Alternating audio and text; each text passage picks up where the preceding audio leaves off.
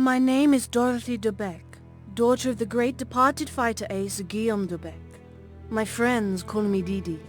Actually, when all this began back in July 41, I had only one friend, Tommy Carter. He'd flown with my father in the Great War. Tommy raised me. He joked that God had forgotten to give me feathers. On my 14th birthday, he told me, "I've never known anyone so uncomfortable on the ground, but so at peace in the air." I probably shouldn't have been flying at that age, but Tommy didn't seem to care. He wanted to teach me, and I wanted to learn. Tommy and I had survived well enough back then. We smuggled, bartered, and stole, taking any job that required a pilot. But the war changed everything. The world was on fire and the flames were closing in around us. The skies were no longer safe. But Tommy was right about me. There was no way I was staying on the ground.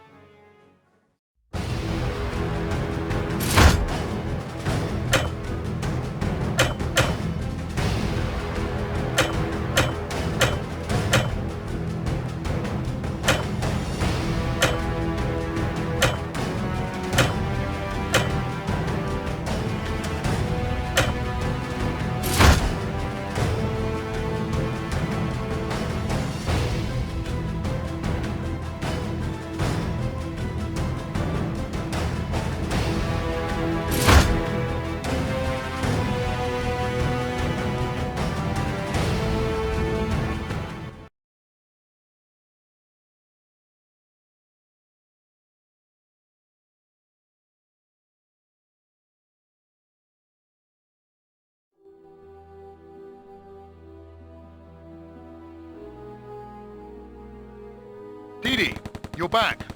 How's it look? It looks very much as though we should be minding our own business, Tommy. The group leader's offer is generous. And Didi, this is war. It affects us as much as anyone else if the fascists gain power. I'm a smuggler, Tommy. A profiteer, not a folk hero. This isn't like your last war. This is altogether messier. I'm approaching Tobruk, and any fool who shoots me down also destroys 12 cases of single malt. That would be a tragedy. Didi, your father, he would say to fight. My father is dead, Thomas. Over and out. Okay, Didi, just bring your bus down into Brook. Try not to attract too much attention, okay? We'd hate to lose that Van Blanc Anglaise.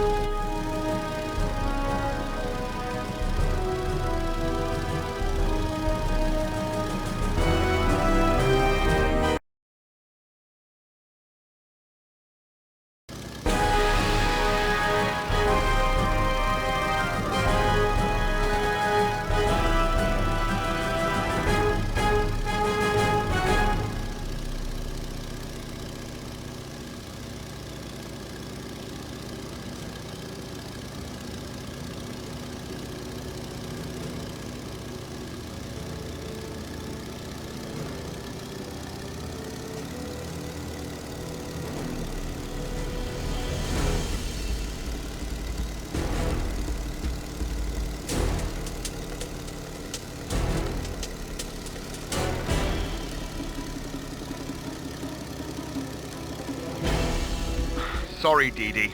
You can't land yet. You're gonna have to plug those Luftwaffe planes. Here, the group leader wants a word. As a gesture of goodwill, I've arranged a little surprise for those Jerrys. If you need help, head toward the marked ambush point. McIntyre out. You heard the man. Act like a mouse. Bag yourself a cat.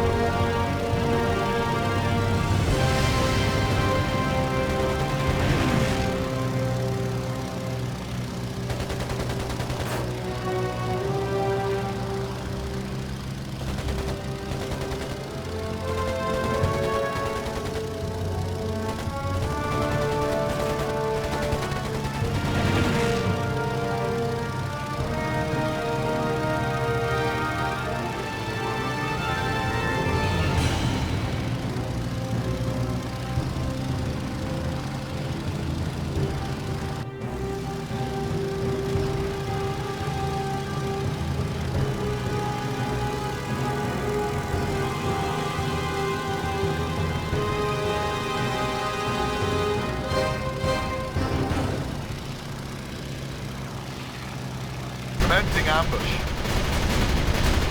Finish them off, Dee.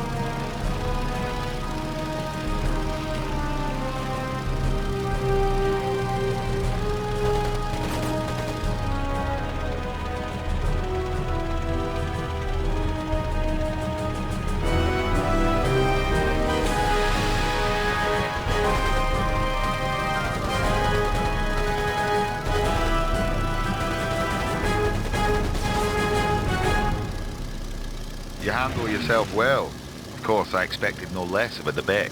The group leader flew with your father, Dee. I need good pilots, Mr. Beck. I have squadrons trained in aerial combat, but sometimes the war effort requires more finesse. You will be well paid for your services, I can assure you. Money, Dee. We could hire that Aussie Akemmer I mentioned. Can't fly if your wings are broken. If I agree, will you let me land?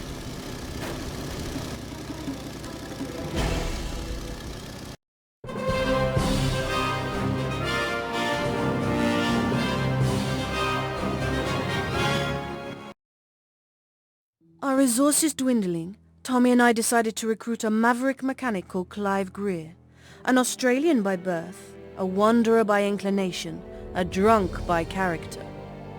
No one else would take him, and he took pay in whiskey, which worked well for us at the time. I didn't expect a neatly pressed uniform and a brisk salute, but Clive still came as a shock. His overalls looked as though they'd been dragged down the runway and back, and he smelled as though he drank more fuel than he had put in the planes. But for all my misgivings, there was something about him that appealed. Like us, he was an outsider, a reject, trapped in the middle of somebody else's war. Give him a weekend and a pile of scrap and Clive can make a bathtub fly rings around a Messerschmitt, Tommy promised. And, like a good girl, I trusted his instincts. For better or worse, we had our mechanic.